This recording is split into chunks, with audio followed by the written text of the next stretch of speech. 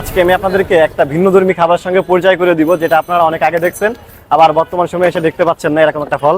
তো আমার হাতে আপনারা দেখতে পাচ্ছেন কিন্তু বেশ সাদা কালারের বেশ বড় সাইজের দুইটা ফল। আর আমার সামনে কিন্তু আরো অনেকগুলো ফল আছে।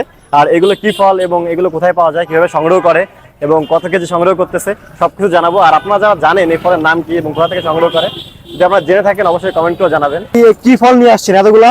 এগুলো কি আপনি কেজি হিসেবে বিক্রি করতেছেন? কেজি হিসেবে, পিস হিসেবে। আপনি কেজি হিসেবে কিনে নিয়ে এসে পিস হিসেবে বিক্রি করেন? কিভাবে বিক্রি করতেছেন একটু বোঝান তো আমাদের।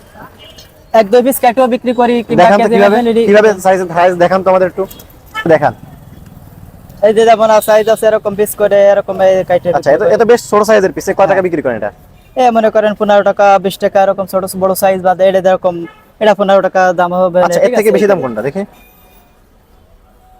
এই যে যেমন আছে একটা, এটা 30 টাকা 35 টাকা এরকম দাম হবে না। আচ্ছা, কাটা লাগবে না, নষ্ট করার দরকার নেই। আর এটাও 30 টাকার পরে দাম হবে, কিন্তু 30 টাকা রাখা যাবে না। মানে সর্বোচ্চ আপনি হচ্ছে 30 টাকা পর্যন্ত। আর সর্বনিম্ন কয় টাকা বিক্রি করতেছেন? সর্বনিম্ন কেজি হিসেবে বেশি আপনার আছে 250 টাকা কেজি, বেশি 250 টাকা কেজি বিক্রি করতেছেন। তাই এই যে মনে করেন খাবারগুলো এরকম খোলামেলা অবস্থায় রেখে দিচ্ছেন, এতে মনে করেন একটা পরিবেশের একটা সমস্যা হচ্ছে না খাবারের উপর? পলিথিনটা আছে নিয়ে আসি, ঠিক আছে। আচ্ছা আচ্ছা, আজকে তাড়াহুড়ায় দেরি হয়ে গেছে। হ্যাঁ, তাহলে আমার মনে হয় যে আমাদের পলিথিন দিয়ে ঢেকে রাখা উচিত, যেহেতু এই খাবারগুলো খোলা খাবার, আমাদের পলিথিন দিয়ে ঢেকে রাখা উচিত।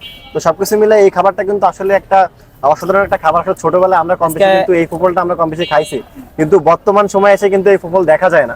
তবে নিউ মার্কেটে এসে দেখলাম, তাই ভাবলাম যে আপনাদের একটা ভিডিও দিই, যে আপনারা চেনেন কিনা যে আসলে এই জিনিসটা কি। আচ্ছা, কত কেজি আনলেন? আজকে আনছিলাম হচ্ছে আপনার 60 কেজি। 60 কেজি বিক্রি কেমন হয়েছে? বিক্রি আনে কত কেজি আছে জানি না, তবে বেচা হয়েছে অনেকগুলো। প্রতিদিনের জিনিস কি প্রতিদিন বিক্রি হয়ে যাচ্ছে? প্রায় 25 কেজির মতো বিক্রি হয়ে গেছে। যেগুলো থেকে যায় সেগুলো কি করেন? বিক্রি হয়ে যাবে, সব বিক্রি হয়ে যাবে। সপ্তাহে 7 দিন কি পাওয়া যায় আপনাদের? সপ্তাহে 7 দিন কি পাওয়া যায়? মাল যেদিন পাই সেদিন আর কি আসি, ঠিক আছে।